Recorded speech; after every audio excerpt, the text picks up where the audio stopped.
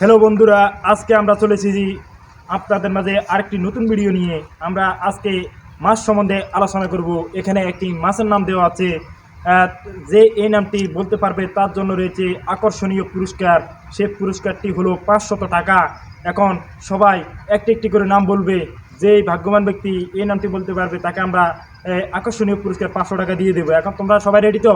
Ready. হ্যাঁ, তাহলে একজন একজন করে বলো। সরপুটি মাছ হয়নি।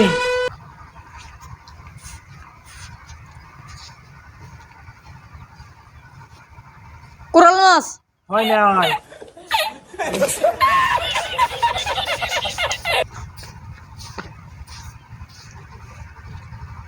শোল মাছ হয়নি। বোয়াল মাছ হয়নি। নেক্সট।